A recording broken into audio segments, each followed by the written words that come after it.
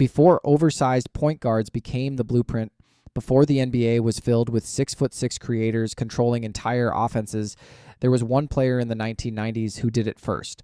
One player whose handle was so smooth, so controlled, so effortless that defenders didn't realize they were beaten until he was already gliding past them. This is the story of Anthony Penny Hardaway, the most elegant ball handler of the 90s and the player who was years ahead of his time. When Penny entered the league in 1993, the point guard position was still built around smaller floor generals, quickness, grit, and play calling. But Penny Hardaway didn't fit that mold. He shattered it. At 6'7", with the stride of a wing and the handle of a point guard, Penny moved like nothing the NBA had seen before. He didn't dribble, he flowed. The ball seemed connected to him, responding to each shift of his hips, each change of pace, each moment where he transformed a simple dribble into a misdirection that froze defenders in place. What made Penny special wasn't just his size, it was the way he used it. His handle wasn't flashy, it wasn't for show, it was controlled, measured, and devastating.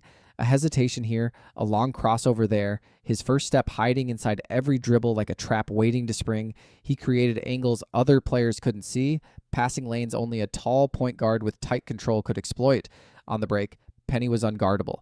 With the ball on a string and a defender backpedaling in fear, he could go left, right, or straight through you. If you gave him space, he accelerated past you. If you crowded him, he used your momentum against you. He could dribble at full speed without ever losing balance, gliding into the lane with a slashing style that looked almost effortless.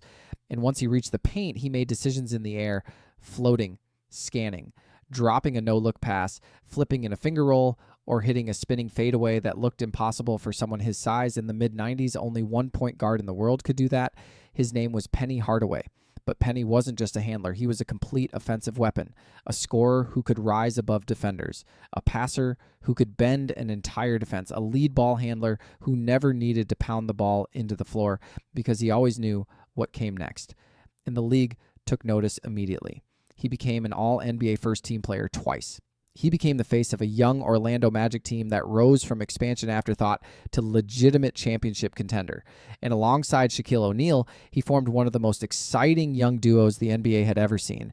But Penny's handle, that smooth, gliding, effortless handle, was the foundation of everything. Before teams drafted tall playmakers, Penny showed how dangerous they could be. Before oversized point guards became the future, Penny was the prototype. And before the modern game embraced versatility, fluidity, and positionless offense, Penny Hardaway performed them nightly. If not for injuries, his career might be talked about the same way we talk about the greatest guards to ever play. And that's what makes Penny's handle more than just skill. It makes it a glimpse of what could have been, a reminder that some of the most gifted players in NBA history burn brightest before the game has fully caught up to them. Today's stars, from larger guards to point forwards, owe part of their creative freedom to Penny. He proved a tall guard could run an offense with elegance instead of brute force.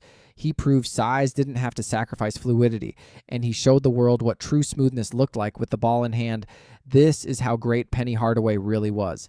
A pioneer, a playmaker, and the smoothest ball handler of the 1990s, a player whose game was ahead of its era and whose brilliance still echoes through every tall guard who touches the ball today.